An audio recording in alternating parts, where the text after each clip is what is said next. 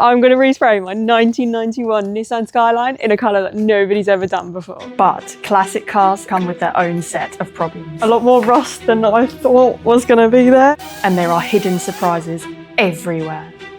I'm having a nightmare with this quarter. Look just how many layers there are there. Today is Wednesday. Car has to be fully prepped by Sunday. Oh, but I need your help. I've got maybe 5 hours. Got to get all the panels back on.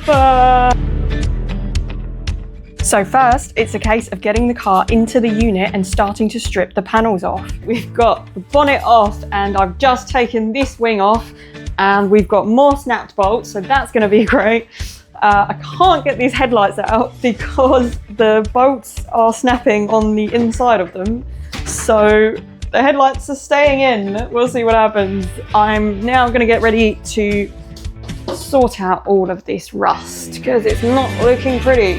Fixing rust is a really messy job, so I'm making sure to cover the rest of the car so I don't get flaky bits of rust all over it, especially in the open engine bay. Now it's all masked off and ready. I've just got to get myself ready, covered up and tie my hair back. Let's grind that rust off. I've never really done something like this before, so I thought I'd use a poly strip disc to grind the rust off. But it turned out it was really difficult to get into the corners with the strip disc as it was so bulky. So for the corners around the windscreen, I tried a Dremel with a wire head attachment, which, as you can see, didn't exactly last very long. After a good 2 hours, I managed to get a majority of the rust off and I could begin to treat the rust pit holes that were left with some rust treatment spray, which actually turns the metal purple when it works. So I've taken the wing off the Skyline and I'm using some 80 grit on a sander because it's got a lot of rust on it. A lot more than I expected actually. So I'm using 80 grit on the DA sander to get rid of the rust on the arch, but I can't quite get into all these little areas here. So I'm going to use a grinder to get into that area. One of these so I can really bare metal the whole wing because I want it to look good. My poly strip disc was all used up when I did the engine bay and I didn't have time to go and buy another. So I had to opt for a flat disc on the grinder, which seemed to work quite well. But the problem was it dug into the metal a little bit and made it quite uneven.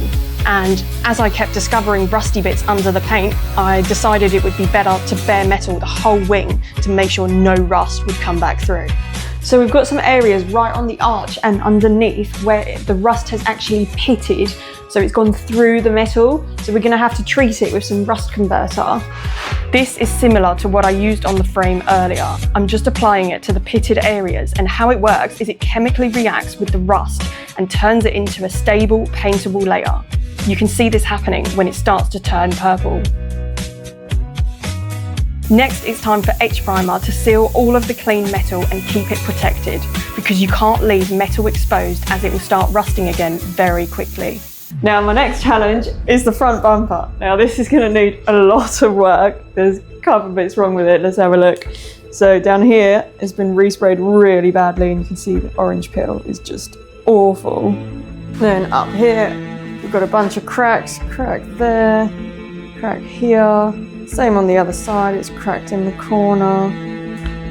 So it's going to need quite a bit of work. It's actually a custom bumper. It's made of fiberglass and you can't really get them anymore. So that's why I'm actually repairing this one instead of just getting a new one. I'm using 80 grit on my sander because cracks like these in fiberglass bumpers must be sanded completely open and re-glassed to stop them from cracking again. Otherwise they will just keep reopening. So now I've really opened up those cracks so I'll be able to get some fiberglass filler inside there. This is fiberglass filler and it mixes with hardener to make it really strong and durable when it dries. So hopefully the bumper doesn't crack again.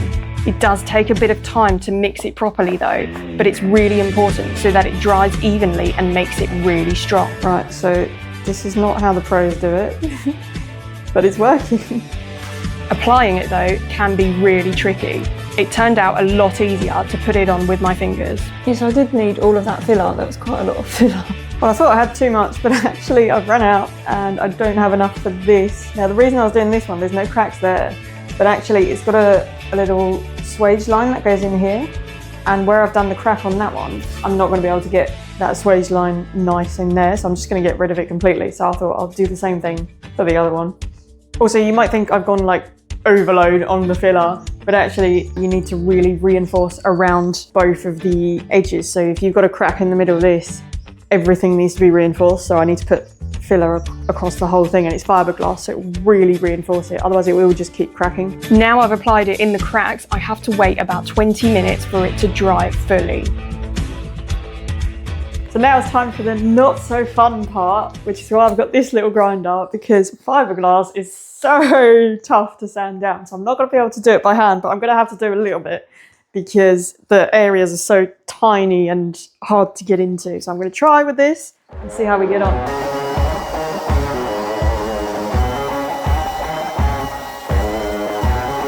This turned out to be another really messy job, and fiberglass dust got everywhere. But it did start taking shape, and then I used my sander to continue shaping the filler. So it's not quite going to plan because I'm getting air bubbles right in the places where I don't want them, like here, that's right where the crack was. And look, there's a massive air bubble there. And then the exact same thing in this one. I'm going to put some more plastic filler on there to try and like even it out a little bit and fill in that bubble, because it's still got enough on there, but it's not ideal.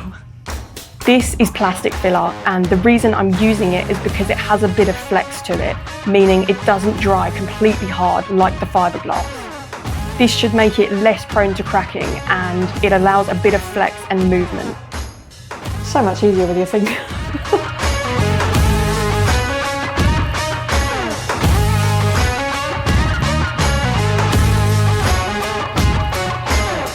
I need to mention the reason that I put filler all the way across here is because it was a little bit wobbly and I want it to be absolutely dead straight. So I'm going to have to block this whole section now. I've now moved on to using a sanding block to rub the filler down. This is because I want it to be absolutely dead straight and not have any wobbles. Once the filler is all blocked though, the rest of the bumper can be sanded with 320 grit on DA sander to make sure it's all even, smooth and ready for primer. But the problem with all this sanding is it causes a lot of dust. So before I can prime the bumper, it is essential to do a bit of housekeeping and hoover up the dust. Now it's back to more stripping and removing more panels, the spoiler, doors, bonnet, to get them prepped and in primer too. And let me be the first to tell you, a Skyline bonnet is not small nor lightweight, so getting it on the panel stand by myself was not easy. But luckily there wasn't much damage on the bonnet or spoiler, so it was fairly straightforward to prep them for primer. So I have primed the bonnet and put the bonnet back on due to lack of space. At the moment, I am fixing a lot more rust than I thought was going to be there. I don't have time to do the lot, so I'm going to have to make it as nice as I can. Here I've got the boot lid, which I'm blocking, and I've done little rusty bits on here. That's the bumper sat out there. It's going to rain, so I'm going to have to get everything in. As you can see, the spoiler is just hanging on top of the car. I'm a bit tight for space. The problem I have is that every time it rains, I have to get all the panels in. As I only have a small workshop, it gets really tight for space, which made the deadline seem more and more impossible. So I've got the car in the air. I'm going to be working on the quarter, and I can see a lot of rust bubbles through this arch. I think there's a lot of filler behind this, so I'm going to grind it off and let's see what happens. Now it's time to work on the dreaded rear quarters. I could see there was rust bubbles forming under the paint, so once again I'm at it with the grinder to try and find clean metal. But clean metal is not what I found. Now this is absolutely insane. Look just how many layers there are there. That's 4 layers of filler. Anyway, so as you can see, it's purple now, so I've put on some rust protection stuff. Today is Wednesday and the car has to be fully prepped by Sunday because I'm taking it to a spray booth. So I don't have the time to actually cut all this out and weld it. So my plan is to basically put in some fiberglass to level it out with the rest of the filler. Don't do this at home because it is a bodge job. This is what we've got to do considering the time frame. The deadline was looming, and so after treating the rust, the only choice I had was to use more fiberglass filler to reinforce the holes that I had found. So this is a really terrible way of doing this, but I'm going to use some fiberglass filler and basically fill up those holes. I really can't believe I'm doing this. I would not recommend this at all. But it's what it is.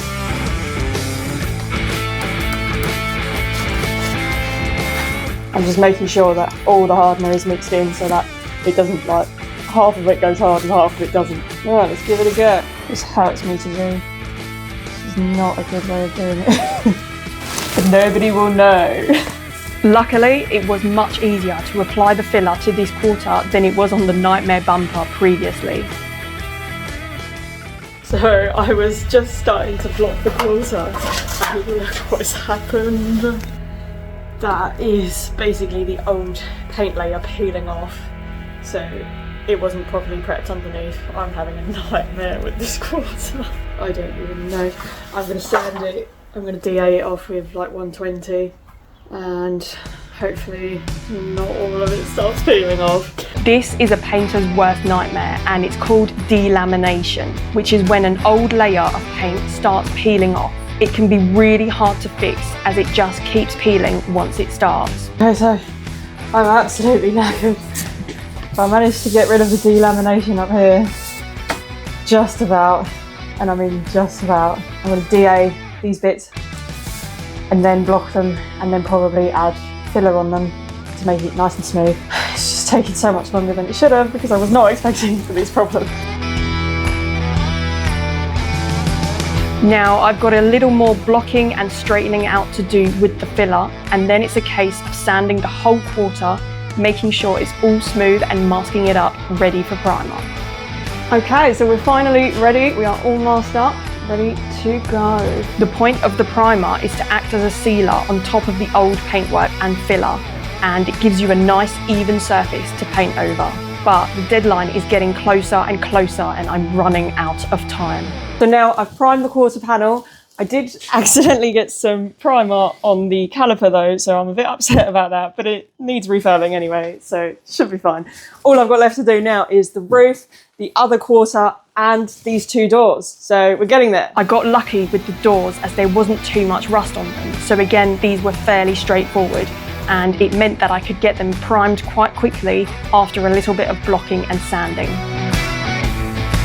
Then it was time to move on to the other quarter panel, which I was really nervous about considering how the other side went, but this one luckily wasn't quite as bad. It is Sunday. Today is the last day that I have to prep and get everything ready on the Skyline. This is where I'm at. I've still got to prime the roof, so I'm going to try and squeeze that in today. I've got maybe 5 hours in total before the car gets picked up, and I've got to get all the panels back on. I've got to get everything back on. Doors, wings, spoiler, bumpers. Wish me luck.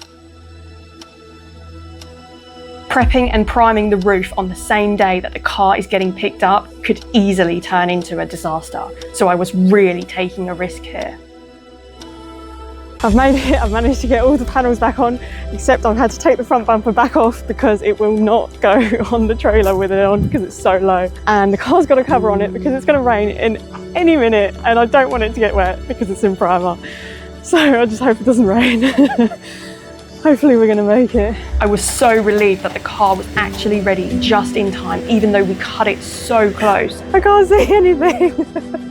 Now I was terrified it was going to rain and the Skyline had no windows. So I had to come up with the best solution, which was to tie down a cover on it and hope for the best.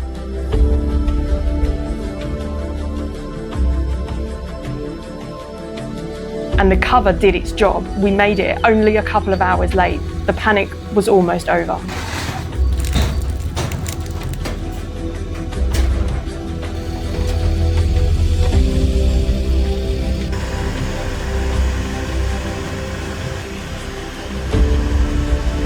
So it's been a really long day, but I finally arrived in the place where I'm going to be spraying the Skyline. If you want to see me spray it, make sure you're watching my next video. It's a really cool colour, by the way, but I won't tell you just yet. See you in the next one.